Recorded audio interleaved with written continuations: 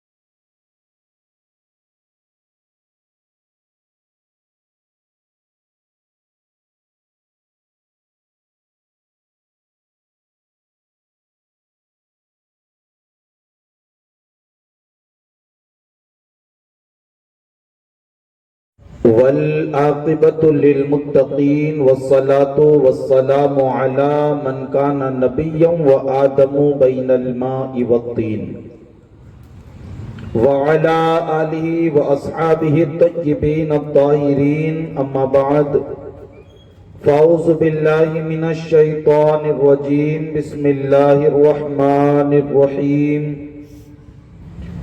إنك لعلى خلق عظيم صدق اللہ وصدق رسولہ النبی الامین المختار الکریم ونحن على ذلك لمن الشاہدین والشاکرین والذاکرین ان الحمد للہ رب العالمین۔ آئیے انتہائی عقیدت و احترام اور محبت کے ساتھ گنبد خضرا کی جانب لو لگا کر ہم غریبوں کے غم گسار سید ابرار و اخیار آقا نامدار گلشنی ہستی کی اولین فصل بہار انیس بے کساں چار سازائے درد مندہ فخری رسولہ مالک افت و آسما حضور احمد مجتبہ محمد عربی روح فدا صلی اللہ تعالی علیہ وآلہ وسلم کی بارگاہ ناز میں درود پاک کا نذرانہ پیش کرنے کی سعادتیں حاصل کر لے اور پڑھیں اللہم صلی علی سیدنا و شفیعنا و حبیبنا و مولانا محمد و بارک وسلم۔ نبی اور آل نبی کی بارگاہ میں ایک بار اور محبت سے ہدیہ درود و سلام پیش کر لے اور پڑھیں اللہم صلی علی سیدنا و شفیعنا و حبیبنا و مولانا محمد و بارک وسلم۔ حصول برکت کے لیے ایک بار اور جی لگا کر کے درود پاک پڑھ لیں اللہم صلی علی سیدنا و شفیعنا و حبیبنا و مولانا محمد و بارک وسلم۔ صلاۃ و سلام علیک یا رسول اللہ صلی اللہ تعالی علیہ وآلہ وسلم۔ تیری خلق کو حق نے جمیل کیا، تیرے خلق کو حق نے عظیم کہا۔ تیری خلق کو حق نے جمیل کیا، تیرے خلق کو حق نے عظیم کہا۔ کوئی تجھ سا ہوا ہے نہ ہوگا شہا، تیرے خالق حسن و ادا کی قسم۔ معزز سامعین ذوی الاحترام، خطبہ مسنونہ کے بعد قرآن مقدس کی جس آیے کریمہ کے حصے کی تلاوت کرنے کا میں نے شرف حاصل کیا ہے، اللہ رب العزت کی بارگاہ میں دعا گو ہوں کہ اللہ رب العزت اس کے متعلق مجھے حق کہنے کی توفیق عطا فرمائے، آپ کو حق سننے کی توفیق عطا فرمائے، اور رب قدیر ہم سب کو اس پر عمل کرنے اور اسے عام کرنے کی توفیق عطا فرمائے۔ معزز سامعین ذوی الاحترام، خطبہ مسنونہ کے بعد قرآن مقدس کی جس حصے کی تلاوت کرنے کا میں نے شرف حاصل کیا ہے، اس میں اللہ تبارک و تعالی ارشاد فرماتا ہے اِنَّكَ لَعَلَىٰ خُلُقٍ عَظِيمٍ، اے محبوب صلی اللہ تعالی علیہ وآلہ وسلم، آپ کے اخلاق بڑے عظیم الشان ہیں، آپ بڑے اخلاق کے مالک ہیں، آپ کے اخلاق جو ہے نا بڑے عالی شان ہیں۔ معزز سامعین حضرات، یہ بات اچھی طریقے سے دل و دماغ میں بٹھا لینی چاہیے اور نقش کر لینی چاہیے کہ اللہ کے حبیب علیہ السلام کی بعثت اور آپ کی پیدائش کے پیچھے اللہ تبارک و تعالیٰ نے بہت سارے مقصد کو رکھا ہے۔ بہت سارے مقصد اللہ کے حبیب علیہ السلام کی بعثت کے پیچھے ہے۔ ان مقصدوں میں سے ایک مقصد جو ہے اخلاق کی تعلیم دینا بھی ہے اور اخلاق کو پورے طریقے سے بتانا بھی ہے۔ عزیزان ملت اسلامیہ، اللہ کے حبیب علیہ السلام ایسے اخلاق والے ہیں اور آپ کے اخلاق کتنے عظیم الشان ہیں اور آپ ایسے اخلاق کے مالک ہیں کہ کائنات کے اندر ایسے اخلاق والا آپ کسی کو پیش نہیں کر سکتے، اور کائنات کے اندر ایسے اخلاق کا مالک آپ لوگوں کے سامنے بیان نہیں کر سکتے ہیں۔ آئیے میں آپ کو بتاؤں اللہ کے حبیب علیہ السلام کے اخلاق کیا تھے اور مصطفیٰ جان رحمت صلی اللہ علیہ وآلہ وسلم کے اخلاق کتنے عظیم الشان اخلاق تھے۔ لیکن اس سے پہلے میں اخلاق کی فضیلت کو آپ کی سماعتوں کے حوالے کروں تاکہ ہمیں اخلاق کی سمجھ آ سکے، اور اس کے بعد ہم اللہ کے حبیب علیہ السلام کی زندگی سے سنیں کہ اخلاق کا مفہوم بڑا وسیع ہے اور اخلاق اپنے دامن کے اندر بہت ساری وسعت رکھتا ہے۔ آپ دیکھیں ہم جو ہے اپنے معاشرے کے اندر بہتر اخلاق والا کسے کہتے ہیں؟ ہم اگر کسی سے جا کر کے ملے اور وہ ہم سے مسکرا کر کے بات کہے، ہم کہتے ہیں یار بڑا اخلاق مند بندہ ہے، جب بھی ملتا ہے مجھ سے تو مسکرا کر کے ملتا ہے اور بڑے اخلاق کے ساتھ وہ ملتا ہے۔ اگر کوئی معاشرے کے اندر یتیم کے سر پر دست شفقت رکھتا ہے، لوگ کہتے ہیں یار بڑا اخلاق مند انسان ہے، جب بھی یتیم کو دیکھتا ہے اس کا دل بے قرار ہو جاتا ہے اور یتیم کے سر پر وہ دست شفقت کو پھیرتا ہے۔ اسی طریقے سے اگر معاشرے کے اندر کوئی بندہ بیوہ کی خبر گیری کرتا ہے تو کہا جاتا ہے فلاں اخلاق والا ہے، جب بھی بیوہ کو دیکھتا ہے اس کے اندر رحم کا دریا جوش مارنے لگتا ہے اور یہ بیوہ کی مدد کرنے کے لیے تیار ہو جاتا ہے۔ الغرض کے اخلاق کا مفہوم اپنے دامن میں بہت ساری وسعتوں کو رکھتا ہے، لیکن یہ بات اچھی طریقے سے یاد رکھ لینا کہ صرف کسی سے مسکرا کر کے بات کرنا یا یتیم کے سر پہ دست شفقت پھیر دینا یا بیوہ کی خبر گیری کرنا صرف انہی اعمال کا نام اخلاق نہیں ہے، بلکہ اخلاق اتنا وسیع مفہوم اپنے اندر رکھتا ہے کہ اللہ اکبر۔ اللہ کے حبیب علیہ السلام نے آپ ان کی زندگی کو پڑھیں گے تو آپ کو پتا چلے گا کہ اللہ کے حبیب علیہ السلام کی زندگی کے اندر اخلاق کیا تھے۔ میں آپ کو بتاؤں پہلے اخلاق کی فضیلت میں کہ جو بندہ اخلاق والا ہو جاتا ہے، جو بندہ اپنے اندر بہتر اخلاق کو پیدا کر لیتا ہے تو پھر اس بندے کا مقام اور مرتبہ کیا ہوتا ہے؟ اللہ کے حبیب علیہ السلام کے فرمان کا مفہوم ہے۔ اللہ کے حبیب علیہ السلام فرماتے ہیں کہ میزان کے اندر، ترازو کے اندر بندے کا اگر کوئی سب سے وزنی عمل ہوگا اور اس کا کوئی فعل ہوگا، اللہ کے حبیب علیہ السلام فرماتے ہیں تو وہ بندے کے بہتر اخلاق ہوں گے۔ یعنی میزان عمل کے اندر سب سے وزنی عمل اگر کوئی ہوگا تو وہ بندے کے اخلاق ہوں گے۔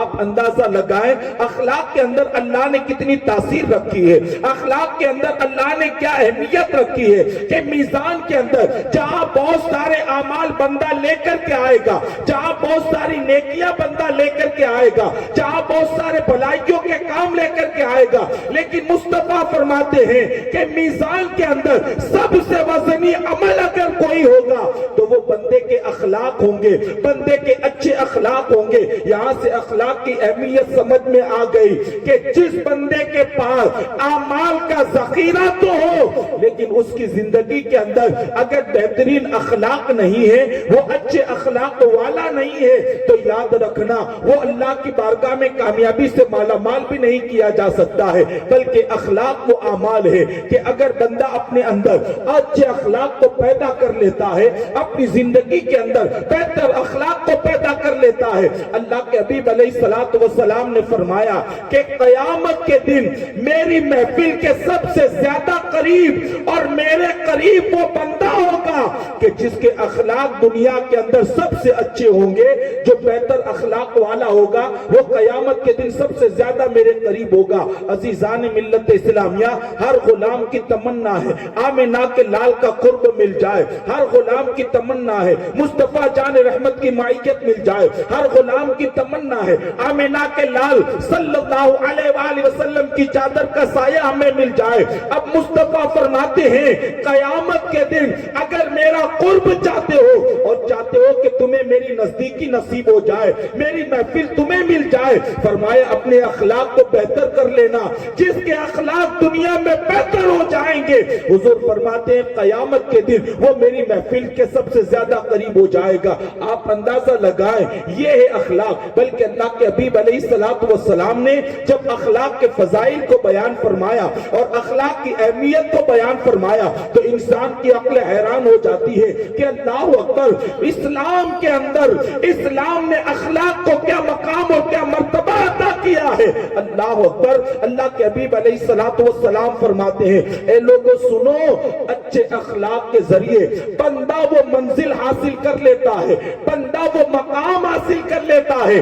اللہ کے حبیب فرماتے ہیں جو دن بھر روزہ رکھنے سے اور رات بھر قیام اور عبادت کرنے سے جو مقام بندے کو اللہ عطا کرتا ہے، اگر کوئی بندہ اپنے اندر بہتر اخلاق پیدا، یہ اچھے اخلاق کو اختیار کرنا اور اچھے اخلاق کو اپنانے کا صلہ دیا جاتا ہے کہ اللہ کے حبیب علیہ السلام نے ان بندوں کو خوشخبریاں سنائی جو دنیا کے اندر بہتر اخلاق اپنا کر کے اپنی زندگی کی ساعتوں کو گزارنے والے تھے۔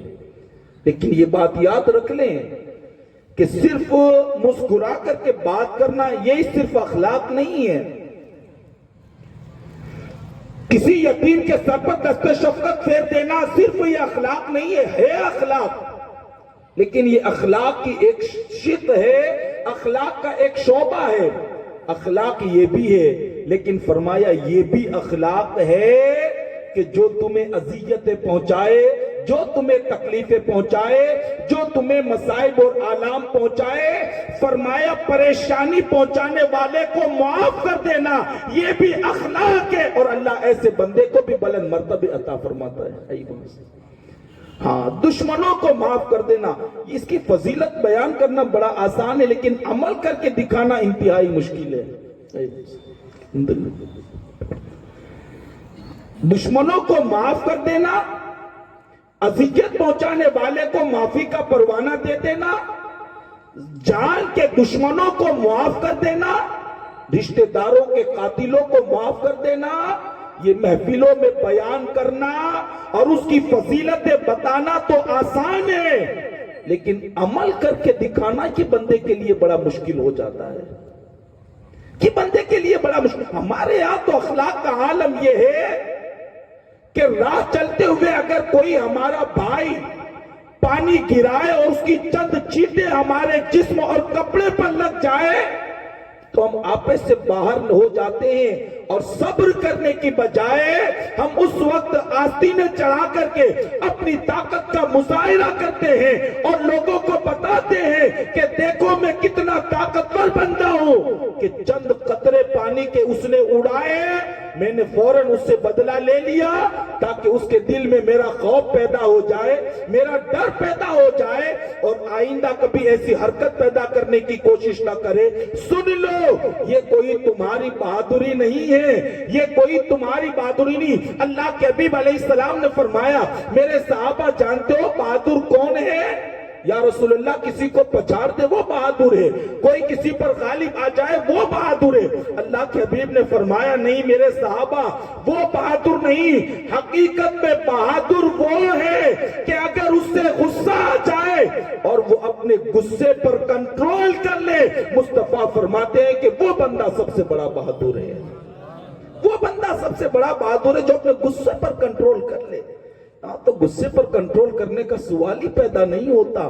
یا تو ایک معمولی سی بات میں دشمنی کی وہ آگ بھڑک اٹھتی ہے کہ کئی نسلیں اس میں جل جاتی ہے، لیکن ایک دوسرے کو معاف کرنے کے لیے تیار نہیں ہوتے ہیں. ایک دوسرے کو معافی دینے کے لیے تیار نہیں. بندہ سوچتا اگر یار میں جاؤں گا تو میں چھوٹا ہو جاؤں گا، وہ کہتا ہے میں جاؤں گا تو اس کو یوں لگے گا ضرورت تھی اس لیے میرے پاس آ گیا.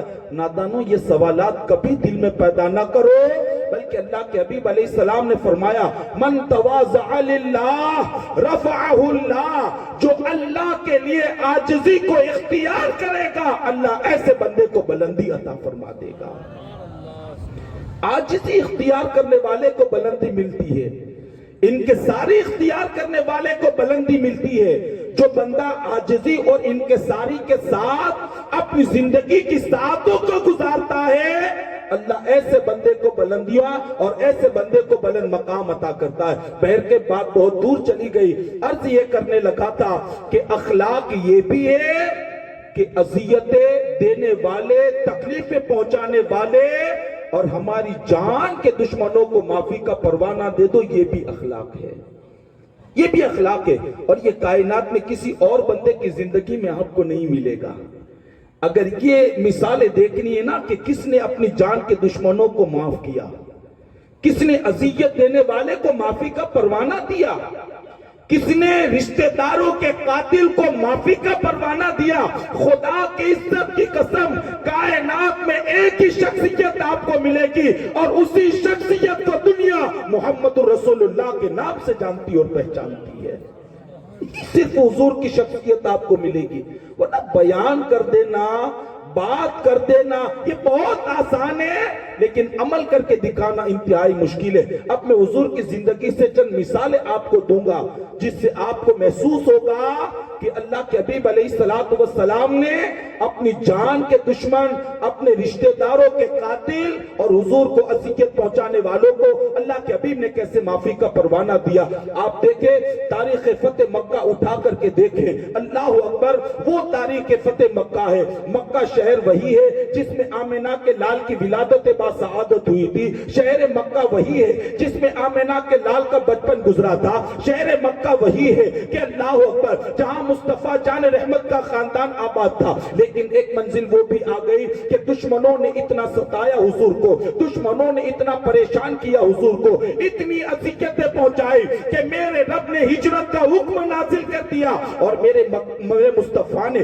مکہ چھوڑا اور مکہ چھوڑ کر کے مدینہ کی طرف آپ ہجرت کر کے تشریف لے گئے. لیکن اللہ اکبر، جس مکے میں حضور کی ولادت ہوئی، جس مکے میں حضور کا بچپنا گزرا، جس مکے میں حضور کی جوانی گزری، آپ مجھے بتائیں اس مکہ کی گلیوں سے مصطفیٰ کو کیسی محبت ہوگی، اس مکے کی گلیوں سے آمنہ کے لال کو کتنا پیار ہوگا. بلکہ کیوں نہ ہو، مکہ کی زمین وہی زمین ہے کہ قرآن کہتا ہے لا اقسم بہذا البلد وانت حل بہذا البلد. جس سرزمین کی قسم اللہ قرآن میں یاد کرتا ہے. کیوں یاد کرتا ہے؟ قرآن کہتا ہے محبوب شہر مکہ کی قسم اس لیے کہ وہاں تیرے قدم پڑ گئے ہیں. محبوب تیرے قدم پڑ گئے ہیں. شہر مکہ کی قسم اللہ یاد فرماتا ہے. وہ شہر اللہ کے حبیب علیہ السلام کو اذیتیں دی گئی، تکلیفیں دی گئی اور اللہ کے حبیب علیہ السلام ہجرت کر کے مدینہ منورہ چلے گئے. لیکن ایک منزل وہ بھی آئی کہ مصطفیٰ کریم صلی اللہ علیہ وآلہ وسلم فاتحانہ شان و شوکت کے ساتھ جب مکہ کی سرزمین پر داخل ہوئے اور داخل ہونے کے بعد جب حرم پاک میں آپ تشریف لے گئے، لوگوں کے دل گھبرا رہے تھے، پریشان ہو رہے تھے، مضطرب تھے اور ان کا سوچنا بھی درست تھا، اس لیے کہ انہوں نے جو اذیتیں اور تکلیفیں پہنچائی تھی وہ یہ سوچ رہے تھے ہم نے اتنی اذیتیں پہنچائی، آج موقع ملا ہے مصطفیٰ جان رحمت ضرور بدلا لیں گے اور آمنہ کا لال ضرور ہم سے انتقام لے گا. روایتوں میں آتا ہے اللہ کے حبیب علیہ السلام جب مکہ کی سرزمین پر داخل ہوئے، میرے رسول کی زندگی میں اتنی عاجزی تھی، میرے رسول کی زندگی میں اتنی انکساری تھی. اللہ کے حبیب علیہ السلام جب مکہ میں داخل ہوئے ہیں، میرے رسول کی عاجزی کا عالم یہ تھا کہ جس سواری پر آمنہ کا لال سوار تھا اللہ کے حبیب علیہ السلام کی پیشانی مبارک اس اونٹ کے کوہان سے لگ جاتی تھی، اونٹ کے کوہان سے لگ جاتی تھی. یعنی مصطفیٰ سر بلند کر کے مکہ میں داخل نہیں ہوئے بلکہ سر کو چکا کر کے داخل ہوئے ہیں. اللہ اکبر. یہ عاجزی، یہ انکساری آمنہ کے لال کی زندگی کے اندر تھی. اللہ اکبر. اللہ کے حبیب چلتے چلتے حرم پاک میں تشریف لے گئے اور جیسے ہی حرم پاک میں پہنچے لوگوں کو جمع کیا گیا. لوگ حرم پاک میں جمع ہو گئے. جانے والوں کی بھی ایک قطار ہے اور اذیتیں پہنچانے والوں کی بھی ایک قطار ہے. جانے والوں کا بھی ایک مجمع ہے، ظلم و ستم کرنے والوں کا بھی ایک مجمع ہے. اللہ کے حبیب علیہ السلام کی نگاہ سب پر پڑتی ہے. اللہ کے حبیب علیہ السلام نے دیکھا اس میں وہ لوگ بھی ہیں جنہوں نے میرے اوپر کچرا ڈالا تھا، وہ لوگ بھی ہیں جنہوں نے میری راہوں میں کانٹے بچھائے ہیں، وہ لوگ بھی ہیں جنہوں نے مجھے اذیتیں دی ہے، وہ لوگ بھی ہیں جنہوں نے مجھے گالیاں دی ہے، وہ لوگ بھی ہیں کہ غریب مسلمانوں کے لیے وہ کوئلے گرم کرتے تھے اور اس میں غریب مسلمانوں کو سلا کر کے ان کے جسم سے چمڑی کو اور چربی کو نکال لیا کرتے تھے. اللہ کے حبیب علیہ السلام کے سامنے وہ سارے مجرمین کھڑے ہیں، وہ سارے اذیتیں پہنچانے والے کھڑے ہیں. اللہ کے حبیب علیہ السلام نے دیکھا، ارشاد فرماتے ہیں اے مکہ کے رہنے والے بتاؤ میرے بارے میں تمہارا کیا خیال ہے، بتاؤ میرے بارے میں تمہارا کیا خیال ہے. سب نے بیک زبان ہو کر کے کہا تھا یا رسول اللہ آپ کریم ہیں، آپ کریم ابن کریم ہیں، اور یا رسول اللہ ہم آپ سے کرم کی امید کرتے ہیں، یا رسول اللہ ہم آپ سے کرم کی بھیک مانگتے ہیں. اللہ کے حبیب علیہ السلام کا دریائے کرم جوش میں آ گیا. امام کہتے ہیں نا جب آ گئی ہے جوش رحمت پہ ان کی آنکھیں جلتے بجھا دیے ہیں، روتے ہنسا دیے ہیں. یہ میرے مصطفیٰ کی چوکٹ کا عالم ہے، ہر کوئی روتا ہوا آتا ہے لیکن جب جاتا ہے آمنہ کا لال اسے خوشیاں عطا کر دیتا ہے. آمنہ کا لال اسے خوشیوں سے اس کی جولی کو خوشیوں سے مالا مال کر دیتا ہے. اللہ اکبر. سب نے بے زبان حال یہ کہا تھا یا رسول اللہ آپ کریم ہیں، آپ سخی ہیں، ہم آپ سے کرم کی امید کرتے ہیں، ہم آپ سے کرم کی امید کرتے ہیں. اللہ کے حبیب علیہ السلام کا دریائے کرم جوش میں آیا. ارشاد فرماتے ہیں اللہ کو گواہ بنا کر کے کہتا ہوں تم نے مجھے اذیتیں اور تکلیفیں پہنچائی لیکن رب کو گواہ بنا کر کے اعلان کرتا ہوں اے میری جان کے دشمنوں، اے میری جان کو تکلیف پہنچانے والوں، اللہ کو گواہ بنا کر کے یہ بشارت سناتا ہوں جاؤ میں نے سب کی تکلیفوں کو معاف کر دیا، سب کی اذیتوں کو. لائے تاریخ میں کوئی ایسا واقعہ اور کوئی ایسا فاتح لے کر کے آئے کہ جس نے اس شہر کو فتح کیا ہو، جس نے اس کو اذیتیں اور تکلیفیں دی ہو اور پھر اس میں وہ بدلہ نہ لے اور اس میں وہ جو انتقام نہ لے بلکہ معاف کرے. کائنات میں کوئی ایسا لے کر کے آئے. خدا کی قسم ایک ہی ذات ملے گی دنیا جسے محمد رسول اللہ کے نام سے جانتی ہے. یہ اللہ کے حبیب علیہ السلام کے اخلاق کے یہ ہیں. دشمنوں کو معاف کر دینا، جان کے دشمنوں کو معاف کر دینا. بلکہ آپ کو حیرت ہوگی جب اللہ کے حبیب علیہ السلام کے اخلاق کے پاک کا آپ مطالعہ کریں نا تو آپ کو پتا چلے گا کہ اللہ کے حبیب علیہ السلام کیسے عظیم الشان اخلاق کے مالک تھے اور اللہ کے حبیب علیہ السلام اپنی جان اور اپنی ذات کو تکلیف پہنچانے والوں کو کیسے مغفرت کا پروانہ اور کیسے معافی کا پروانہ عطا کرتے. روایتوں میں آتا ہے کہ اللہ کے حبیب علیہ السلام کی صاحبزادی حضرت زینب سلام اللہ علیہ ہجرت کر کے جب حبشہ کی طرف جانے لگی تو کفار مکہ کو پتا چلا کہ حضور کی شہزادی جا رہی ہے ہجرت کر کے، مکہ جو ہے چھوڑ کر کے جا رہی ہے. اور جس وقت حضرت سیدہ زینب ہجرت کر کے جا رہی تھی نا اس وقت وہ حمل سے تھی اور امید سے تھی. جب مکہ والوں کو پتا چلا کہ جا رہی ہے وہ ہجرت کر کے ان کا تعاقب کیا گیا، ان کا پیچھا کیا گیا ان کا، اور حضرت زینب کو پکڑا گیا. کہتے ایک بدبخت نے حضرت سیدہ زینب کے جسم پر نیزے کا ایسا وار کیا کہ سیدہ زینب کا حمل ضائع ہو گیا اور سیدہ زینب اونٹ کی پشت سے جو ہے زمین کی پشت پر آ کر کے گری، حمل ضائع ہو گیا. اللہ کے حبیب کو بڑی تکلیف ہوئی جب خبر پہنچی نا کہ آپ کی بیٹی کے ساتھ لوگوں نے یہ سلوک کیا ہے اور آپ کی بیٹی کے ساتھ لوگوں نے یہ معاملہ کیا. اللہ کے حبیب کو بڑی تکلیف ہوئی اور حضور کو اتنی تکلیف ہوئی کہ چشمان مبارک آنسوؤں سے تر ہو گئی اور اللہ کے حبیب علیہ السلام کی آنکھوں سے آنسو جاری ہوئے. لیکن کہتے ہیں کہ ایک دور وہ بھی آیا کہ کچھ دنوں کے بعد سیدہ زینب پر حملہ کرنے والا اور ان کے حمل کو ضائع کرنے والا بندہ اللہ کے حبیب علیہ الصلوۃ والسلام کی بارگاہ میں آتا ہے. اللہ کے حبیب علیہ الصلوۃ والسلام کی بارگاہ میں آتا ہے. جیسے ہی اللہ کے حبیب علیہ الصلوۃ والسلام کی بارگاہ میں آیا, اللہ کے حبیب نے دیکھا, پہچان لیا, حضور کی آنکھوں سے آنسو جاری ہو گئے. اللہ کے حبیب علیہ الصلوۃ والسلام نے فرمایا, بتا کس لیے آیا ہے تو, کس لیے آیا ہے تو؟ وہی ہے نا جس نے میری بیٹی کے حمل کو ضائع کر دیا اور اسی کے اندر میری بیٹی کی شہادت بھی ہو گئی. تو وہی ہے نا میری بیٹی کو قتل کرنے والا, اس کے حمل کو گرانے والا. اب بتا تو میرے پاس کیا کرنے کے لیے آیا ہے؟ عرض کرتا ہے, بندہ نواز آقا آپ ہی کس لیے سکتا ہوں, حضور معافی مانگنے کے لیے آیا ہوں, آقا معاف کر دیجئے. آقا معافی مانگنے کے لیے. فرمایا معاف تو کر سکتا ہوں لیکن کلمہ پڑھ کر کے پہلے اسلام میں داخل ہو جا, مسلمان ہو جا. وہ کہتا ہے یا رسول اللہ جلدی سے کلمہ پڑھائیں. حضور نے کلمہ پڑھایا اور وہ بندہ اسلام کی آغوش کے اندر داخل ہو گیا. جیسے ہی داخل ہوا, اللہ کے حبیب علیہ السلام نے بیٹی کے قاتل کو معافی کا پروانہ عطا فرما دیا. بیٹی کے قاتل کو معافی کا پروانہ لائے نا. کہاں ہے ہمارے پاس, ہم نے حضور کی سیرت کو یاد رکھا؟ کہاں اللہ کے حبیب علیہ السلام کی سیرت ہمارے پاس ہے؟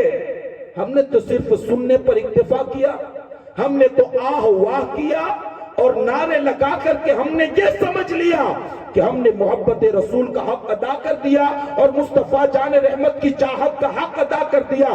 سن لو مسلمانوں, سچا عاشق وہ نہیں ہے جو محبوب کے طریقے کو چھوڑ کر کے زندگی گزارے, بلکہ سچا عاشق وہ ہے کہ جیے تو محمد کی محبت کے اندر اور اسے موت بھی آئے تو آمنہ کے لال کی محبت کے اندر اسے موت واقع ہو جائے. یہ ہے سچا محب. یہ اسی لیے تو امام کہتے ہیں نا کہ یہ ایک جان کیا ہے اگر ہو کروڑوں, یہ ایک جان کیا ہے اگر ہو کروڑوں, تیرے نام پر سب کو وارا کروں میں. یہ عاشقوں کی بولی ہوتی ہے. ہم نے تو صرف زبانی جمع خرچ سے کام لیا ہے, عمل کہاں ہے ہمارے پاس؟ آپ دیکھیں اخلاق کے معاملے میں ہم اتنے گر چکے ہیں اور اخلاق ہماری زندگی سے اتنے نکل چکے ہیں کہ آج پڑھا لکھا طبقہ ہمارے معاشرے میں رہنا پسند نہیں کرتا, اس لیے کہ وہ کہتا ہے یار مسلمانوں کے محلے کا عالم یہ ہے کہ صبح اٹھو تو آغاز گالیوں سے ہوتا ہے, دن پر ماحول خراب رہتا ہے, رات کا اختتام گالیوں پر ہوتا ہے. کہ ان بچوں کا اثر ہماری اولاد پر نہ پڑ جائے, اس لیے ایجوکیٹڈ اور پڑھا لکھا طبقہ مسلم سوسائٹی کو چھوڑ کر کے دوسرے محلے اور دوسرے علاقوں میں رہنے کے لیے چلا جاتا ہے. یہ ہمارے اخلاق کا عالم ہے. معاف کرنا, ہمارے اخلاق تو اتنے گر چکے ہیں کہ کل تک جو قوم امین کہی جاتی تھی, امانت رکھنے کے لیے لوگ مسلمانوں کو تلاش کرتے, حتیٰ کہ جوان بچی کو اگر کہیں رکھنا ہوتا تو وہ مسلمانوں کے سپرد کر دیتے. رکھنے والے کو یقین ہو جاتا مسلمان جان تو دے سکتا ہے لیکن ہماری امانتوں میں کبھی خیانت نہیں کر سکتا ہے. یہ ہماری آئیڈینٹی تھی اور یہ ہماری پہچان تھی.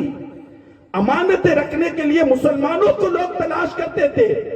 اور آج ہمارا اخلاق انحطاط کتنا گر چکا کہ آج ہماری مسجدوں میں آپ جا کر کے دیکھو نا, معاف کرنا, استنجا کرنے کے لیے جو لوٹا رکھا جاتا ہے نا اسے بھی زنجیر سے باندھا جاتا ہے تاکہ کوئی چرا کر کے اسے یہاں سے لے کر کے نہ چلے جائے. ہمارے یہاں تو پانی پینے کے لیے جو گلاس ہوتے ہیں نا مسجدوں میں اسے بھی باندھ کر کے رکھا جاتا ہے کہ کوئی اٹھا کر کے اسے لے نہ جائے اور مسجد میں آنے والے بغیر پانی کے جو ہے واپس چلے نہ جائیں. جس قوم کی عبادت گاہوں میں گلاس جیسی معمولی چیز کو زنجیروں سے باندھ کر کے رکھا جاتا ہو, آپ مجھے بتائیں اس قوم کو اللہ عزت اور اللہ شان و شوکت کیسے عطا فرما سکتا ہے؟ کیسے عطا فرمائے؟ کہاں جا رہے ہیں ہم, کدھر کا رخ کر رہے ہیں ہم؟ اور ہم نے اپنے اخلاق کو کتنے گرا دیا اور ہم اپنے اخلاق سے ہم اپنے آپ کو کتنا عاری کر چکے ہیں اور اخلاق سے ہم کتنا دور آ چکے ہیں. میں آپ کو بتاؤں حضرت مالک بن دینار کی زندگی کا آپ واقعہ پڑھیں. حضرت مالک بن دینار کے محلے میں ایک یہودی رہتا تھا. ایک زمانہ گزر گیا رہتے ہوئے کہتے کسی ضرورت کے وقت اس یہودی کو مکان بیچنا پڑا، تو اس نے مارکیٹ میں یہ بات ڈالی کہ بھائی مجھے اپنا مکان بیچنا ہے اور یہ محلہ چھوڑ کر کے مجھے کہیں اور جانا ہے۔ لوگوں نے پتا چلا کہ بھئی یہ مالک بن دینار کے محلے میں رہتا ہے اور ان کا پڑوسی ہے، تو خیال آیا لوگوں کے دل میں چلو ہم ہی جا کر کے اس کا مکان خرید لیتے ہیں تاکہ کم از کم مالک بن دینار کی صحبت اور ان کا پڑوس تو ہمیں نصیب ہو جائے گا نا، چلو ہم جاتے ہیں خریدنے کے لیے۔ ایک بندہ آیا، کہا کتنا قیمت رکھی ہے تم نے اپنے مکان کی؟ اس نے کہا 2000 دینار۔ توجہ کرنا، کیا کہا؟ 2000 دینار میں نے اپنے مکان کی قیمت رکھی ہے۔ کہا یار اس علاقے میں اتنی قیمت تو مکان کی ہوتی نہیں ہے، تو ڈبل قیمت بتا رہا ہے، بہت اگر اچھا مکان بھی ہوگا تو 1000 دینار ہوں گے، 2000 تو تجھے کوئی نہیں دے سکتا۔ اس نے کہا بھائی آپ کو خریدنا ہے تو خریدیں، زیادہ گفتگو کرنے کی ضرورت نہیں ہے، آپ جائیے، آپ کا کام نہیں ہے۔ دوسرا بندہ آیا، کہا کتنے میں بیچو گے؟ 2 لاکھ دینار کے اندر۔ کہا یار اتنی قیمت تم نے لگا رکھی ہے، اتنی قیمت لگا کر کے رکھی ہے؟ کہا ہاں اتنی قیمت، خریدنا ہے تو ٹھیک ہے ورنہ کوئی بات نہیں۔ تیسرا بندہ ہے، سب کو یہی بات کرتا گیا، سب کو کرتا گیا، سب کو کرتا گیا، سب کو، آخر میں ایک بندے نے آ کر کے پوچھا، او یہودی تو بتا تو صحیح اس علاقے میں اتنی قیمت نہیں ہے، ڈبل کیوں لیتا ہے؟ 2 لاکھ دینار تو لے رہا ہے مکان کی قیمت، حالانکہ یہاں اس کا اتنی قیمت اور اتنا معاوضہ اس کا نہیں بنتا ہے، کیوں لے رہا ہے اتنا تو؟ اس نے کہا سنو مجھے پتا ہے کہ میرے مکان کی قیمت اتنی نہیں ہے اور کوئی نہیں دے گا، مجھے پتا ہے۔ کافر، کہا سنو جو 2 لاکھ درہم میں نے اپنے مکان کی قیمت نکالی ہے نا، 1 لاکھ قیمت اپنے مکان کی نکالی ہے اور 1 لاکھ اسی لیے نکالی کہ میرا مکان مالک بن دینار کے پڑوس کے اندر ہے، مالک بن دینار کے پڑوس میں، اس لیے میں نے یہ قیمت اور زیادہ لگائی۔ اب سوچیں نا کیسا زمانہ گزرا ہوگا۔ آج ہماری سوسائٹی کے اندر آپ دیکھ لینا رہنے والوں کے حالات کو، صبح اٹھنے سے لے کر کے شام سونے تک کی زندگی کا آپ مطالعہ کریں تو آپ کو خود پتا چل جائے گا کہ ہم کہاں جا رہے ہیں اور کیسے زندگی کو گزار رہے ہیں، اور ہم نے اپنا رشتہ اللہ کے حبیب علیہ السلام کی ذات پاک سے کتنا کمزور کر لیا ہے۔ مسلمانوں آؤ اخلاق کو اپنی زندگی کے اندر پیدا کرو، اخلاق اپنی زندگی کے اندر لے کر کے آؤ۔ عرض یہ کر رہا تھا کہ اللہ کے حبیب علیہ السلام نے جان کے دشمنوں کو معافی کا پروانہ عطا کیا۔ آپ دیکھیں فتح مکہ کی وہ بات میں عرض کر رہا تھا کہ اللہ کے حبیب نے سب کو معافی کا پروانہ دے دیا۔ اسی درمیان کسی نے یہ اعلان اللہ کے حبیب علیہ السلام کے کان میں آ کر کے کہا، یا رسول اللہ ابو سفیان بھی ہے، حضور ان کے بارے میں بھی آپ کچھ ارشاد فرما دیں۔ ابو سفیان ہے، ان کے بارے میں بھی ہے۔ کون ہے ابو سفیان؟ ابو سفیان وہ ہے کہ جنگ خندق کے اندر اور جو ہے بدر کے اندر اور جتنی بھی بڑی بڑی لڑائیاں اسلام میں ہوئی ہے، سب کے سربراہ اور کفار کی طرف سے امیر لشکر بن کر کے ہر لشکر کا وہ سپہ سالار تھا۔ اللہ کے حبیب کی بارگاہ میں، یا رسول اللہ ابو سفیان دریائے کرم جوش میں تھا۔ اللہ کے حبیب نے فرمایا، جاؤ ابو سفیان کے گھر میں جو چلا جائے نا مصطفیٰ اسے بھی امان عطا کر دیتا ہے۔ ابو سفیان کے گھر میں چلا جائے امان عطا کر دیتا ہے۔ اللہ کے حبیب علیہ السلام کے اخلاق کو دیکھ کر لوگ اتنے متاثر ہوئے کہ ایک بڑی جماعت اس وقت کلمہ پڑھ کر کے اسلام کے آغوش میں داخل ہو گئی۔ یہ اللہ کے حبیب علیہ السلام کے اخلاق تھے اور یہ مصطفیٰ جان رحمت صلی اللہ علیہ وآلہ وسلم کا کردار تھا کہ اپنے دشمنوں کو بھی معافی کا پروانہ دیا اور جان کے دشمنوں کو بھی اللہ کے حبیب علیہ السلام نے معافی کا پروانہ عطا کیا۔ اسی طریقے سے آپ اللہ کے حبیب علیہ السلام کی زندگی پاک اٹھا کر کے دیتے ہیں۔ فتح مکہ جب ہوا نا تو کچھ لوگ اس میں ایسے تھے جن کا نام بلیک لسٹ میں تھا، کچھ لوگ ایسے تھے جن کے بارے میں حضور نے فیصلہ جہاں یہ ملے نا انہیں قتل کر دو، بلیک لسٹ میں تھے، جہاں ملے فوراً قتل کر دو، جہاں ملے قتل کر دو۔ ان بلیک لسٹ میں 3 بندوں کا خصوصیت کے ساتھ نام تھا، ان میں ایک اکرمہ بھی تھے جو ابو جہل کا بیٹا تھا، اکرمہ جو ابو جہل کا بیٹا۔ اکرمہ کی بیوی کلمہ پڑھ کر کے اسلام کے آغوش میں داخل ہو گئی۔ اللہ کے حبیب علیہ السلام کی بارگاہ میں آئی، یا رسول اللہ میں بیوہ ہو جاؤں گی۔ یا رسول اللہ میرے بچے یتیم ہو جائیں گے۔ اللہ کے حبیب علیہ السلام نے فرمایا کیا کہتی ہے تو بیوہ ہو جائے گی، کون ہے تجھے بیوہ کرے گا اور کون ہے جو تیرے بچے کو یتیم کرے گا؟ محمد ابھی زندہ ہے صلی اللہ علیہ وسلم، کون ہے تیرے بچے کو یتیم کرنے والا؟ یا رسول اللہ میرا شوہر مکہ چھوڑ کر کے بھاگ گیا ہے، اگر امان نہیں دیا آپ نے تو آپ کے ساتھی اسے قتل کر دیں گے، میں بیوہ ہو جاؤں گی اور میرے بچے یتیم ہو جائیں گے۔ یا رسول اللہ کرم کی نظر فرمائے۔ مختلف روایتیں ملتی ہے لیکن جو روایت مجھے پسند آئی نا وہ میں آپ کو پیش کرتا ہوں کہ اللہ کے حبیب علیہ السلام کے اخلاق آپ دیکھیں، بلیک لسٹ میں نام آ گیا تھا اور حضور کا حکم تھا جہاں کہیں یہ ملے فوراً اس کے سر کو اس کے تن سے جدا کر دو۔ کتنا بڑا دشمن ہوگا حضور کا، کتنا بڑا دشمن ہوگا اللہ کے حبیب علیہ السلام کا کہ اللہ کے حبیب نے بلیک لسٹ میں اس کا نام ڈال دیا۔ بیوی آئی ان کی، یا رسول اللہ علیہ الصلوۃ والسلام میں بیوہ ہو جاؤں کہ میرے بچے یتیم ہو جائیں۔ حضور کرم فرمائے، مکہ چھوڑ کر کے بھاگ گئے اکرمہ اس خوف سے کہ انہیں قتل کر دیا جائے گا۔ اللہ کے حبیب علیہ الصلوۃ والسلام اٹھے اور اکرمہ کی بیوی کے ساتھ اس راستے پر چلے جس راستے پر اکرمہ بھاگ کر کے مکہ چھوڑ کر کے چلا گیا تھا۔ اس راستے پر اللہ کے حبیب نے فرمایا کہاں ہے؟ یا رسول اللہ یہاں سے بھاگ کر کے گیا، یہاں سے گیا، یہاں سے گیا۔ اللہ کے حبیب علیہ السلام اکرمہ کی بیوی کے ساتھ اپنی جان کے دشمن کو معافی کا پروانہ دینے کے لیے دشمن کے پاس جا رہی ہیں، دشمن کے پاس۔ کہتے اللہ کے حبیب اکرمہ کی بیوی کے ساتھ چلے، چلتے چلتے ایک منزل وہ آ گئی کہ ایک کنواں تھا اور اکرمہ کنواں کے قریب کھڑے رہ کر کے چھلانگ لگانا ہی چاہتا تھا۔ اللہ کے حبیب علیہ السلام اس کے قریب تشریف لے گئے اور مصطفیٰ نے اس کے چہرے کو پکڑا اور پکڑ کر کے اس کے کان میں کہا اے اکرمہ اتنا خوبصورت چہرہ تجھے اللہ نے دیا ہے، خدا کے واسطے اس چہرے کو جہنم کی آگ سے بچا لے، کلمہ پڑھ لے اور کلمہ پڑھ کر کے تو اسلام کے آغوش میں داخل ہو جا، اسلام کے آغوش میں تو داخل ہو جا۔ اکرمہ کے ہوش باختہ ہو گئے، ہوش اڑ گئے اس کے کہ محمد الرسول اللہ کی آواز آ گئی۔ پلٹ کر کے دیکھا آمنہ کا لال کھڑا ہے۔ یا رسول اللہ مجھے معاف کر دیا؟ اکرمہ ہاں جا تجھے معاف کر دیا۔ حضور مجھے؟ ہاں اکرمہ جا تجھے معاف کیا۔ حضور مجھے؟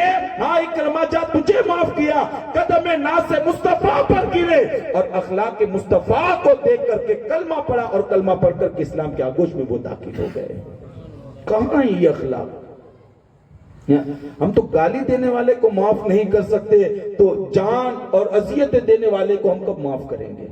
یاد رکھنا بہتر مومن وہ نہیں ہے جو بدلہ لیتا ہے بلکہ معاف کرنے والا سب سے بہتر ہوتا ہے، معاف کرنے والا۔ اور جتنا تم معاف کرو گے، جتنا تم لوگوں کو معافی کا پروانہ دو گے اور جتنا تم لوگوں کی اذیتوں پر صبر کرو گے، اللہ تمہیں وہ مقام اور وہ منزل عطا فرمائے گا کہ تمہارا وہم و گمان بھی وہاں تک نہیں پہنچ سکتا۔ لیکن شرط یہ ہے کہ پہلے صبر اور معافی کا پروانہ دینا ہم عام کریں، معاف کرنا سیکھیں۔ پڑوسی کا پانی اگر آ گیا نا، ہو سکتا ہے صاف کر لیں یار، کوئی ضروری نہیں ہے کہ آستین چڑھا کر کے لڑنے کے لیے جائیں۔ پڑوسی کی طرف سے اگر ذرات اور کچرے آ گیا ہے ہمارے گھر کے سامنے، یار اللہ کو حاضر و ناظر رکھ کر کے اٹھا لو، صاف کر لو، کیا جائے گا آپ کا؟ کیا جائے؟ کیا ضروری ہے کہ اس کچرے کے لیے لڑائی کی جائے اور اس کچرے کے لیے جو قتل و خون کا بازار گرم کیا جائے؟ معافی کرنا عام کرو۔ جتنا معاف کرنے والے بن جاؤ گے نا، جتنا معاف کرو گے نا، اللہ اتنے ہی تمہیں بلندیاں عطا فرمائے گی۔ بات معافی کی آئی ہے نا، تو امام زین العابدین کا وہ واقعہ بھی آپ کے سامنے پیش کروں جو معافی کے حوالے سے اور ہمارے لیے ایک عبرت کا سامان ہے کہ مصطفیٰ کے شہزادے چونکہ آغوں سے مولا پاک میں تربیت پائی تھی، امام پاک نے جس کی پرورش کی تھی، امام حسن پاک نے جس کو پروان چڑھایا تھا، دنیا اسی کو سیدنا امام زین العابدین کے نام سے یاد کرتی ہے۔ کیا جذبہ تھا ان کی زندگی کے اندر، کیا تڑپ تھی، کبھی دنیا کے لیے کسی سے بدلہ نہیں لیا انہوں نے، اپنی ذات کے لیے کبھی کسی سے بدلہ نہیں لیا، بلکہ ادھر معافی مانگنے کے لیے کوئی بھی آیا نا، معافی مانگنے کے لیے فوراً آپ اس کو معافی کا پروانہ دے دیتے۔ امام حسن کی سیرت میں میں نے یہ پڑھا ہے، امام حسن فرماتے ہیں کہ اگر کوئی بندہ میرے ایک کان میں مجھے گالی دے، ایک کان میں مجھے گالی دے اور دوسرے کان میں آ کر کے معافی مانگ لے، فرماتے وہ گالی دینا میں یاد نہیں رکھوں گا، معافی کو یاد کر کے میں اس کو معافی کا پروانہ عطا کر دوں گا۔ ہم ایسے آقاؤں کے ماننے والے ہیں، ہم ایسے آقاؤں کے نام لیوا ہیں، ہم ایسے آقاؤں کے عاشق ہیں جو کبھی بدلہ لینے کی نہیں سوچتے، بلکہ زندگی کا مقصد یہی تھا، جس نے تکلیفیں پہنچائی، اذیتیں پہنچائی، جب وہ معافی مانگنے کے لیے آئے، اللہ کی رضا کی خاطر انہیں مغفرت اور معافی کا پروانہ عطا کر دیا کرتے تھے۔ امام زین العابدین کی زندگی کو آپ دیکھیں، باپ کا قاتل یزید نے حکم دے دیا جہاں کہیں ملے نا قتل کرو، بھاگتا ہوا وہ جنگلوں میں گیا پناہ تلاش کرنے کے لیے، کہیں پناہ مل جائے، کوئی پناہ مل جائے، مجھے کوئی چھپانے والا ہو مجھے۔ چلتے چلتے جنگل میں اسے خیمہ آیا، اجازت بھی نہیں لی، بغیر اجازت کے خیمے میں چلا گیا۔ لیکن جیسے ہی خیمے میں گیا نا تو سامنے امام زین العابدین کو دیکھا تو وجود پر کپ کپی طاری ہو گئی، میں کہاں آ گیا؟ اس لیے کہ وہ جانتا تھا کہ یہ حسین کا شہزادہ ہے، جانتا تھا کہ یہ امام عرش مقام آقا حسین کی آنکھوں کی ٹھنڈک اور دل کا چین ہے یہ۔ جیسے ہی وہ چلا گیا، اب چلا تو گیا، امام کو سامنے دیکھا، وجود پر کپ کپی طاری ہو گئی۔ آپ نے نگاہ اٹھا کر کے دیکھا اور فرمایا بتاؤ کیسے آنا ہوا؟ کہا حضور میں آپ کا مہمان بننا چاہتا ہوں، حضور میں آپ کا مہمان بننا چاہتا ہوں۔ کہا ٹھیک ہے، 3 دن رکا، میں مختصراً عرض کر کے اصل عنوان کی طرف آ جاؤں۔ 3 دنوں تک وہ آپ کی بارگاہ کے اندر رکا رہا۔ جب 3 دن مکمل ہو گئے نا تو پھر وہ جانے لگا، اجازت لینے کے لیے آیا تو امام پاک کی بارگاہ میں اجازت لینے کے لیے آیا تو آپ نے فرمایا تو بیٹھ جاؤ۔ خادم سے کہا اس کے لیے زاد راہ تیار کر کے لاؤ، ٹھنڈا پانی اس کے لیے لے کر کے آؤ، ٹھنڈا پانی لے کر کے آؤ اسے، اور اس کے لیے بہتر زاد راہ تیار کر دو تاکہ راستے میں اس کو کوئی تکلیف نہ پہنچے، راستے میں اسے پیاس نہ لگے، راستے میں پیاس بے قرار نہ کرے، اسے کے لیے ٹھنڈا پانی بھی لے کر کے آؤ اور اس کے لیے زاد راہ بھی تیار کر دو۔ جب خادم تیاری کرنے کے لیے گیا نا تو اس کے دل کے اندر خیال آتا ہے، امام عرش مقام آقا حسین کے قاتل کے دل میں، کہ شاید امام زین العابدین نے مجھے پہچانا نہیں ہے، اگر پہچان لیا ہوتا تو میرے ساتھ یہ سلوک تھوڑی کرتے، اگر مجھے پہچان لیا ہوتا تو یہ معاملہ میرے ساتھ نہیں کرتے۔ باپ کے قاتل کو اتنی محبت سے کون رکھتا ہے؟ باپ کے قاتل کے لیے پانی کون دیتا ہے؟ باپ کے قاتل کے لیے زاد راہ کون دیتا ہے؟ باپ کے قاتل کو 3 دن مہمان بنا کر کے کون رکھتا ہے؟ شاید امام نے مجھے پہچانا نہیں ہے نا، اس لیے آج میرے ساتھ یہ سلوک کرتا ہے، اگر پہچان جائیں گے تو آپ میرے ساتھ یہ سلوک نہیں کریں گے۔ جاتے جاتے اس نے کہا امام جس بندے کے ساتھ آپ یہ مہربانیاں کر رہے ہیں نا، سلوک کرتے ہیں، آپ جانتے ہیں وہ کون ہے؟ آپ نے فرمایا مجھے اس سے کوئی غرض نہیں ہے، تو میرا مہمان بننے کے لیے آیا، مہمان کی مہمان نوازی کرنا یہ میرے مصطفیٰ کی سنت ہے، سو میں نے اپنے آقا کی سنت پر عمل کر لیا، میں نے اپنے آقا کی سنت، اب تو آیا ہے تیری میعاد مقرر جو تھی نا وہ ختم ہو گئی، اب زادیرہ اٹھا اور چل اپنی منزل کی طرف چلا جا۔ لیکن اس کے پیروں میں وہ وزن آ گیا اور اس کے پیر اس قدر بوجھل ہو گئے کہ اس نے امام کی بارگاہ میں بیٹھ کر کے کہا امام شاید آپ نے مجھے نہیں پہچانا۔ آپ نے فرمایا میں تجھے پہچانوں نہ پہچانوں تیرا کام ہو گیا نا، جا تو اپنی منزل کی طرف۔ اس نے کہا نہیں آپ مجھے نہیں پہچانتے، نہیں پہچانتے، اصرار کیا۔ جیسے ہی اصرار کیا نا امام کی آنکھوں میں آنسو آ گئے اور روتے ہوئے فرمایا نادان تو یہ سمجھتا ہے کہ میں تجھے بھول گیا؟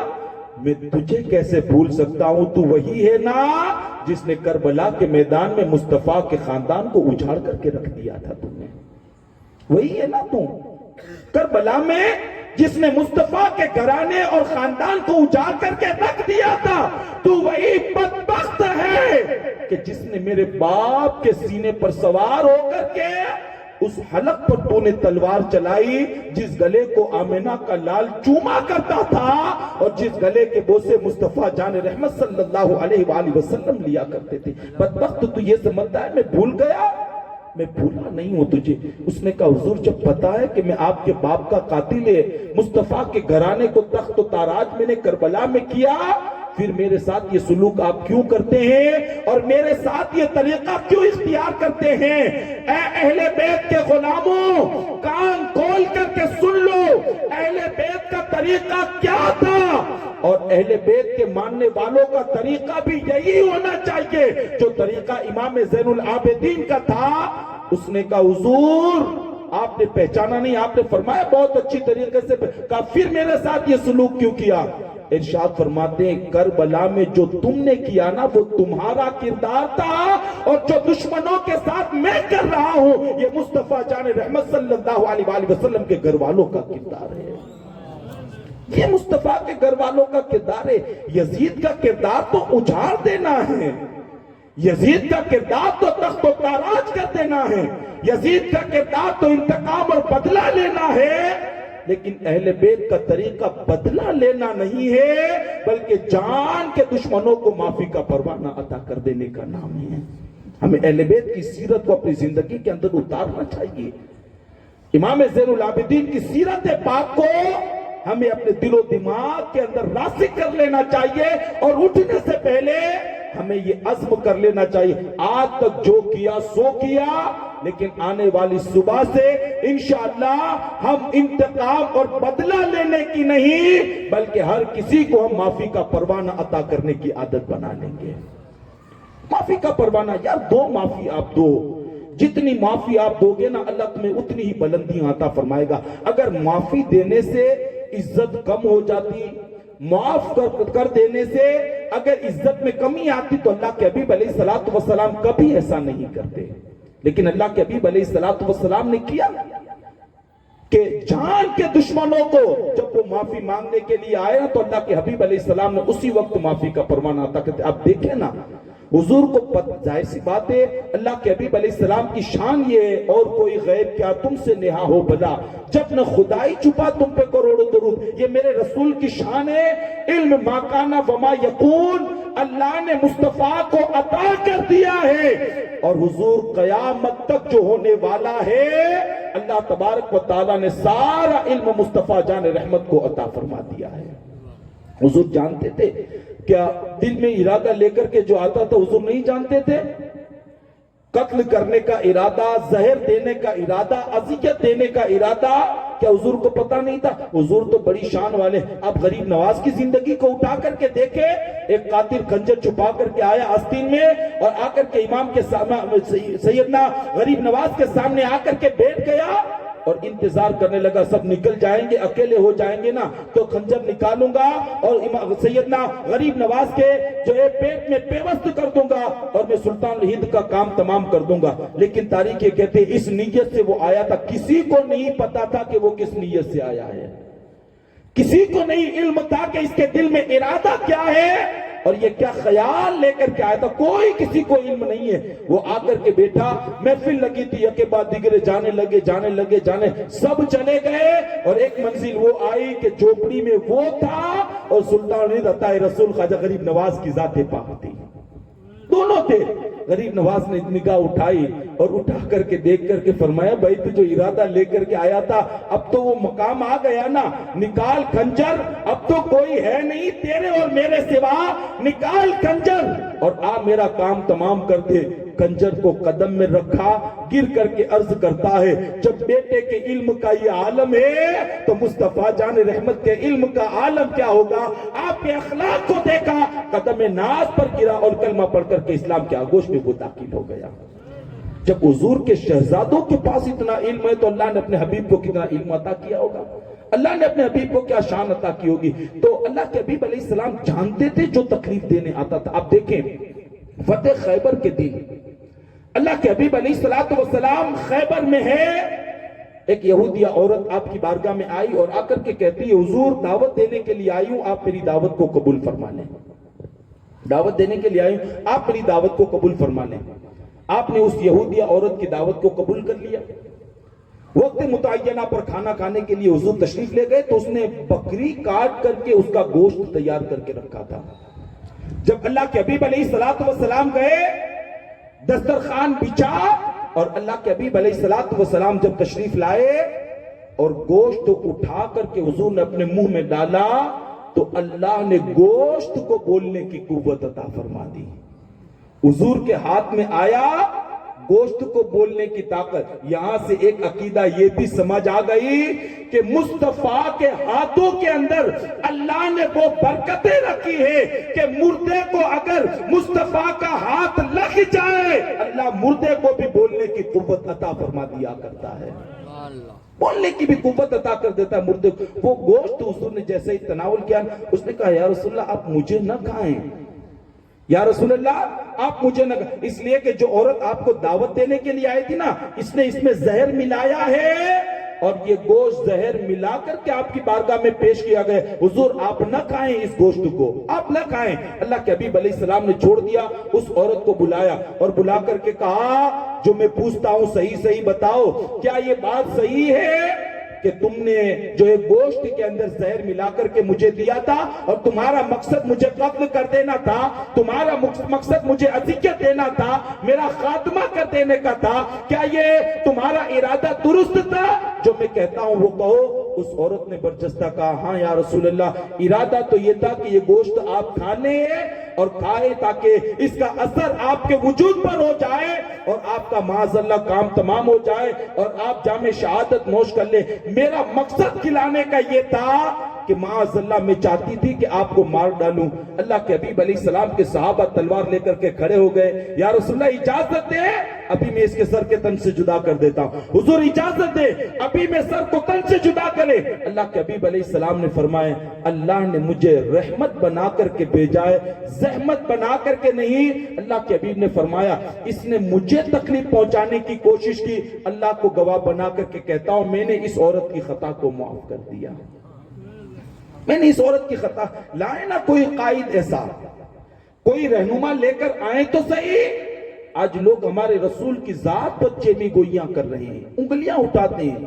اللہ کے حبیب علیہ السلام کے بارے میں نازیبا کلمات کہتے ہیں. ان بدبختوں کو مصطفیٰ جان رحمت کی سیرت کا علم نہیں ہے. اللہ کے حبیب علیہ السلام کی سیرت اور اخلاق حسنہ سے وہ جو ہے متعارف نہیں ہے.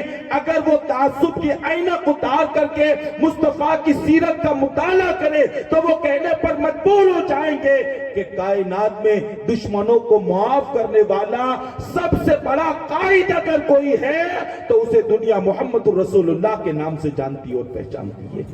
آج ہم نے اپنے اخلاق سے اور اپنے کریکٹر اور اپنے کردار سے اللہ کے حبیب علیہ السلام کی سیرت کو ہم نے داغدار کر. آج لوگ ہمیں دیکھ کر کے شریعت سمجھتے ہیں, ہماری صبح و شام کو دیکھ کر کے لوگ کہتے ہیں یار مسلمان آج جیسے تو پھر ان کے دین کا کیا ہوگا معاذ اللہ. یعنی ہم نے اپنی زندگی کو ایسا بنا ڈالا. یاد رکھنا مرنے کے بعد ہر بندے کو مصطفیٰ جان رحمت کی بارگاہ میں حاضر ہونا پڑے گا. یہاں وہ کام نہ کرنا کہ قیامت کے دن مصطفیٰ ہمارے ذات سے چہرہ پھیر لے اور اللہ کے حبیب علیہ السلام ہم سے ناراض ہو جائے. نہیں, وہ کام نہ کرنا.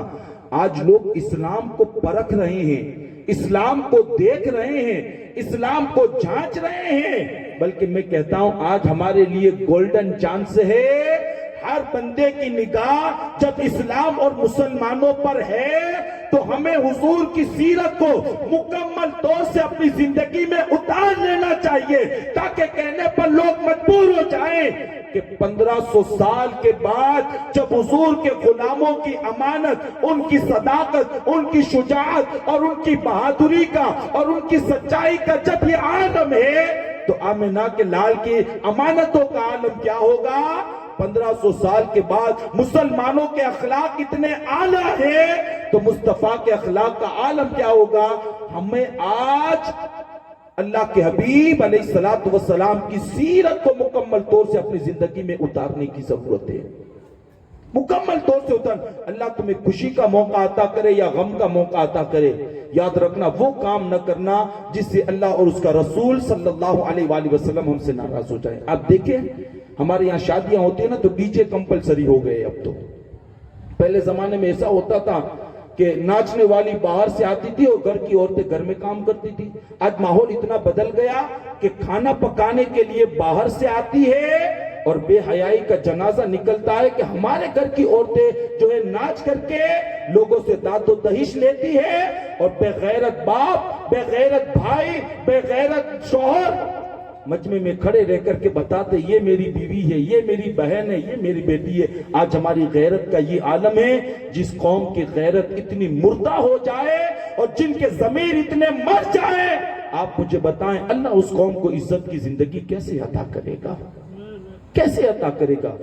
مسلمانوں، اپنی سوچ اور اپنی فکر کو خدا کے واسطے بدلو اور آمنہ کے لال مصطفیٰ جان رحمت صلی اللہ علیہ وآلہ وسلم کے اخلاق کریمانہ کی طرف توجہ کرو اور حضور کی سیرت کو پڑھو، حضور کی سیرت کو سنو اور پھر اس پر عمل کی کوشش کرو۔ انشاءاللہ یہ کام کریں گے، رب کی رحمت بھی متوجہ ہو جائے گی اور آمنہ کے لال کا کرم بھی ہو جائے گا اور عمل کرنے والے کی دنیا بھی آباد، قبر بھی آباد اور اللہ اس کی آخرت کو بھی آباد فرما دے گا۔ ہمیں اور آپ کو اللہ کے حبیب علیہ السلام کے اخلاق کو اپنانے کی ضرورت ہے۔ آپ بزرگان دین کی سیرت کا آپ مطالعہ کریں تو آپ کو پتا چلے گا اللہ کے حبیب علیہ السلام کے اخلاق کے اندر وہ کتنے ڈوبے ہوئے تھے، کتنے ڈوبے، انہیں کتنا خیال تھا اللہ کے رسول کی رضا کا، اور اللہ کے حبیب علیہ السلام کی خوشی اور آپ کے اخلاق کے اندر وہ کتنے مگن تھے۔ امام حسن پاک کی زندگی کا آپ مطالعہ کریں، کیا کمی تھی امام پاک کو؟ سیدہ شباب اہل الجنہ کا خطاب امام الانبیاء محمد رسول اللہ نے عطا فرمایا ہے، بلکہ یہ تو ان شخصیات میں سے ہیں کہ حضور نے فرمایا اے اللہ میرا یہ بیٹا حسن ہے، میں اس سے محبت کرتا ہوں، مولا تو بھی کر اور قیامت تک جو لوگ اور میری امت اس سے محبت کرے مولا تو ان سے بھی اپنا محبوب بنا لے، تو انہیں بھی اپنا یہ وہ شان کے مالک تھے امام حسن پاک، یہ اس مرتبے کے مالک تھے۔ لیکن مصطفیٰ جان رحمت صلی اللہ علیہ وآلہ وسلم کی تعلیم اور تربیت نے امام حسن پاک کو کتنا سوار دیا تھا اور اخلاق آپ کی زندگی کے اندر کتنے بھرے پڑے تھے۔ ہمارے بزرگوں نے لکھا ہے کہ امام حسن پاک کے گھر کے پاس ایک یہودی کا گھر تھا، اس یہودی کی عادت یہ تھی کہ اس کی بیوی جو ہے نا صبح گھر کا کچرا جتنا بھی ہوتا صاف کرتی اور وہ دراڑ کے ذریعے سارا کچرا امام حسن پاک کے گھر میں داخل کر دیتا۔ مجھے بتائیں کہ ہم میں سے کوئی یہ برداشت کر سکے گا؟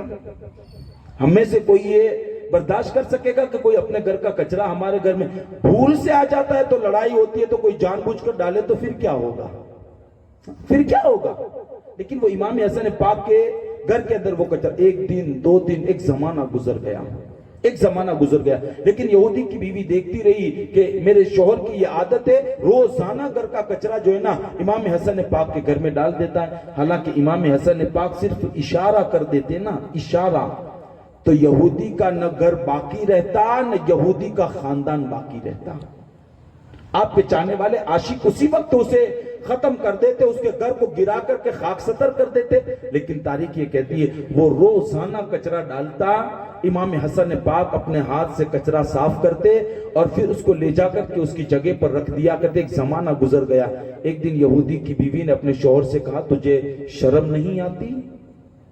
تجھے شرم نہیں آتی؟ نبی کا نواسا تو انہیں اتنی تکلیف دیتا ہے، اتنی اذیت دیتا ہے، اتنی پریشانی میں تو مبتلا کرتا ہے، لیکن ان کا حال یہ ہے کہ وہ تجھ سے کچھ کہتے نہیں ہیں۔ اس کا مطلب تو یہ سمجھ گیا کہ تو انہیں جتنا چاہے گا تکلیف پہنچائے گا، تو جتنا چاہے گا انہیں اذیت پہنچائے گا، جا ابھی اور اسی وقت جا اور امام حسن پاک سے تم معافی مانگ کر کے آ، ابھی جا تم۔ ظاہر سی بات ہے بیوی نے کہا تھا، بیوی نے کہا تھا تو بندہ تو وہاں تو سب تھکار کر کے رہ ہی جاتا ہے نا، بیوی نے کہہ دیا ہے۔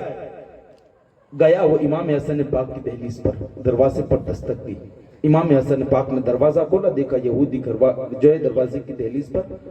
آپ نے فرمایا بھائی کیسے آنا ہوا بتائیں؟ کہا حضور معافی مانگنے کے لیے آیا ہوں۔ حضور معافی مانگنے کے لیے؟ کہا کیسی معافی؟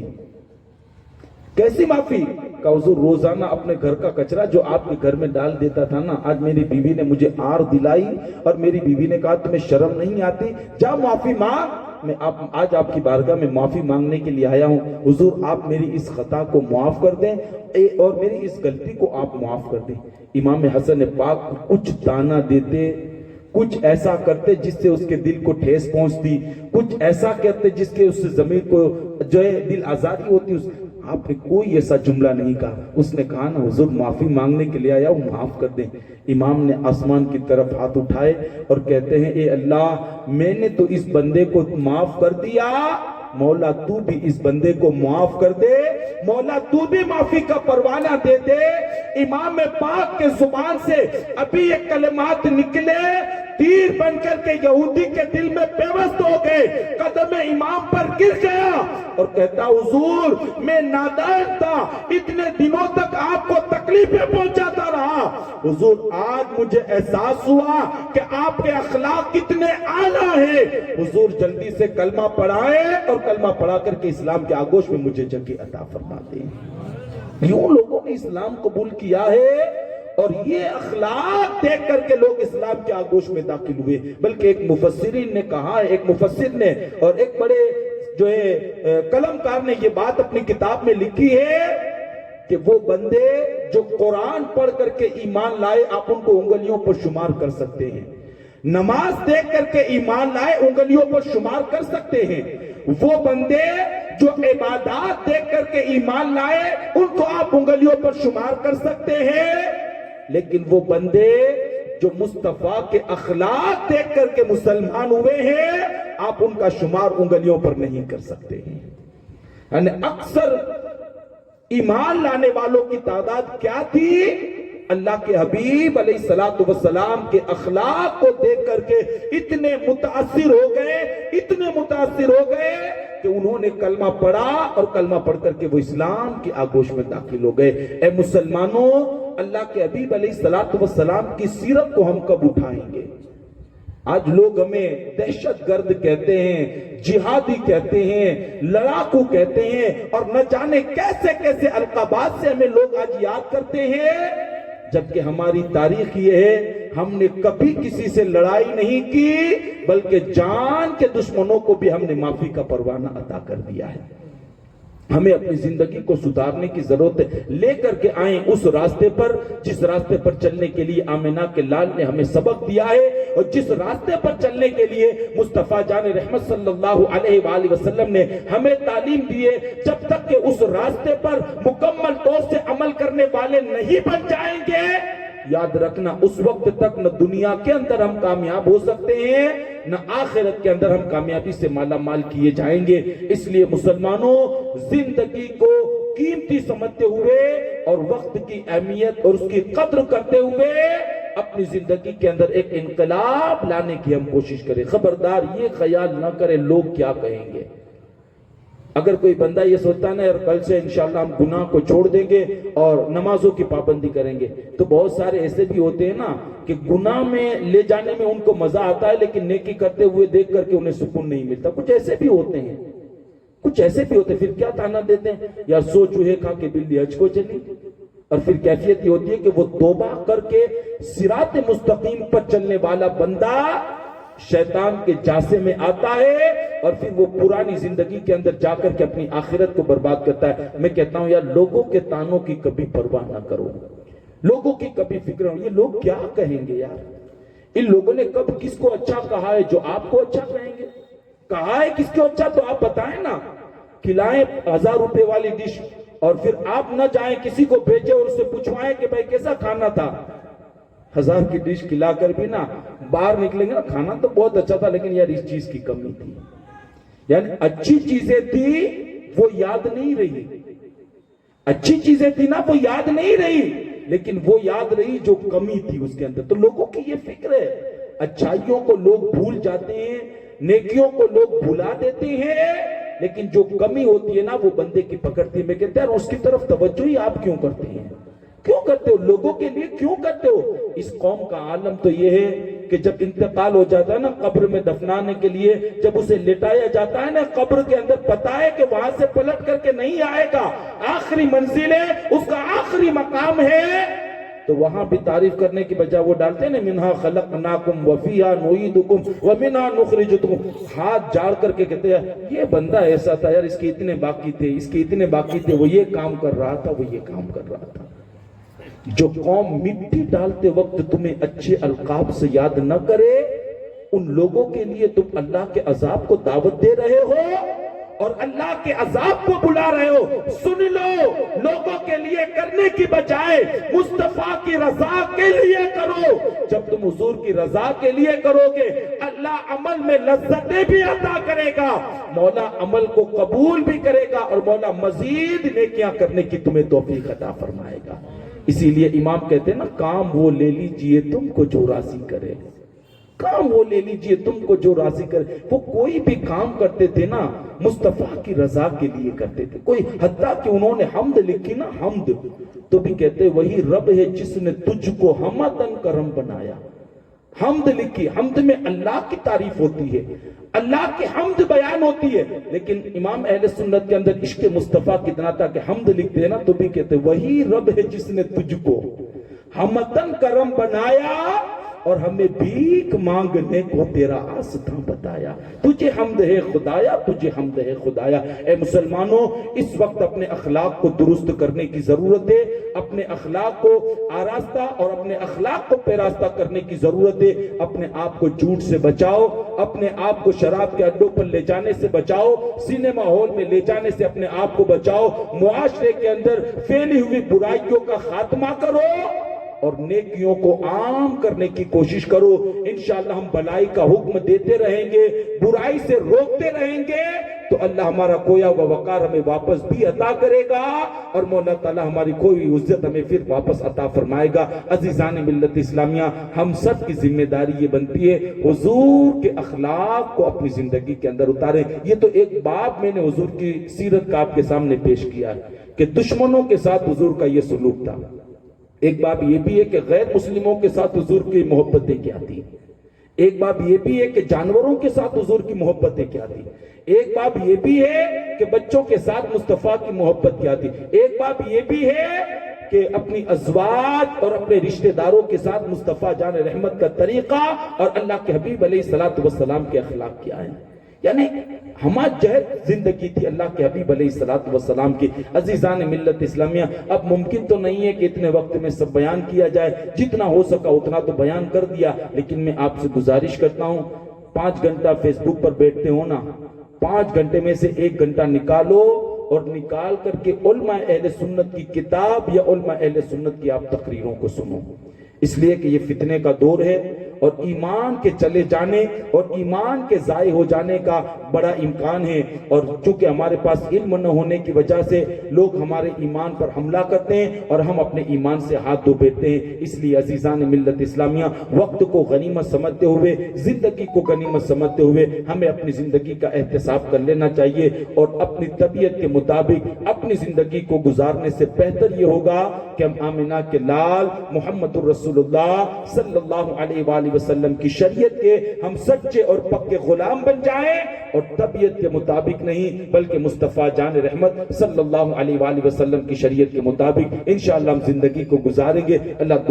دنیا میں بھی سکون، قبر میں بھی سکون، اور آخرت میں بھی اللہ تعالیٰ سکون عطا فرمائے گا۔ اور اگر ایسا نہیں کریں گے نا تو دنیا میں بھی بے چین رہیں گے، قبر میں بھی بے چین رہیں گے، اور آخرت میں بھی بے چینی کا ہمیں سامنا کرنا پڑے گا۔ اب فیصلہ ہمیں کرنا ہے، دنیا آخرت اور قبر کے اندر اگر سکون چاہیے ہمیں تو سچے اور پکے مصطفیٰ کے فرما بردار بن جائیں اور اللہ کے حبیب علیہ السلام کی تعلیمات پر عمل کرنے والے بن جائیں۔ دوران گفتگو کوئی غلطی ہو اللہ تبارک و تعالی اسے معاف فرمائے۔ استغفر اللہ ربی من کل ذنب واتوب الیہ وما علینا الا البلاغ۔ السلام علیکم ورحمۃ اللہ وبرکاتہ۔ صلاۃ والسلام۔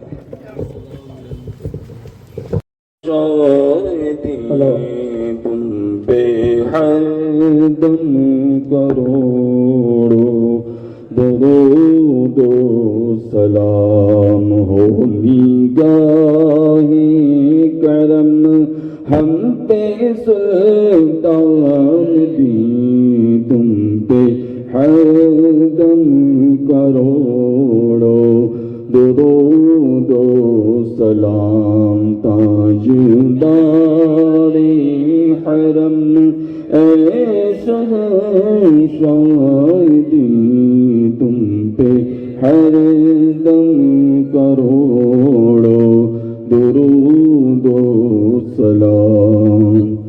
کوئی حسن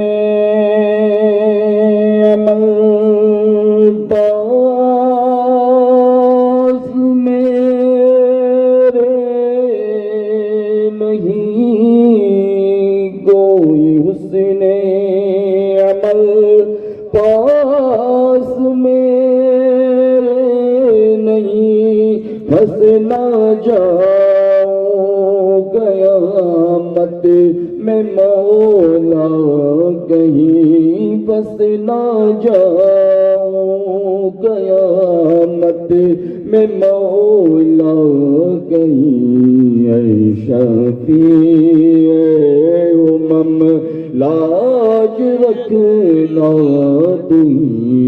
تم پہ ہر دم کروڑوں درود و سلام تاجدار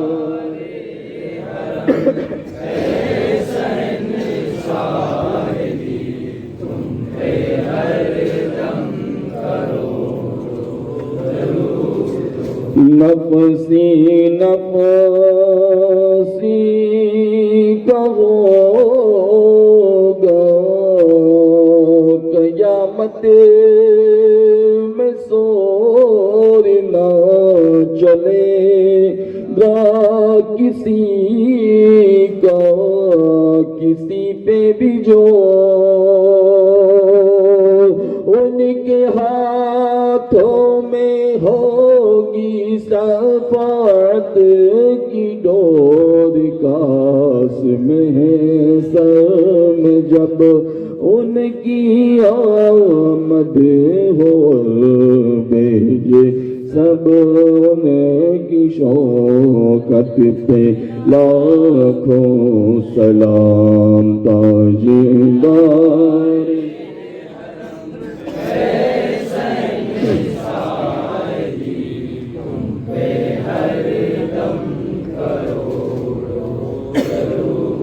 وہاں موجود تھے خود محمد رسول بھی رہا تھا جہاں خون آل رسول،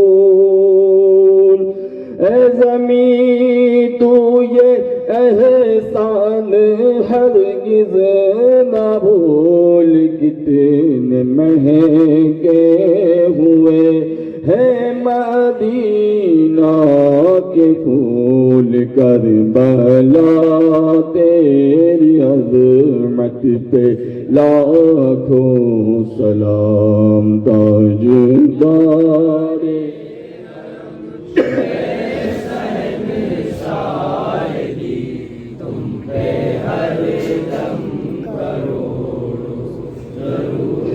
سیدی مرشدی میرے غفل بدا، سیدی مرشدی میرے خواجہ پیا، سیدی مرشدی میرے کلیہ پیا، سیدی مرشدی میرا سید شاہ بابا، ان کی نورانی صورت پہ لاکھوں سلام تاجدار حرم، اے شاہدی تم پہ ہر دم کروڑوں درود و سلام ہو، نگاہ کرم ہم پہ سلطان دی تم پہ ہر دم کروڑوں درود و سلام۔ الفاتحة إلى أشرف النبي صلى الله عليه وآله وسلم۔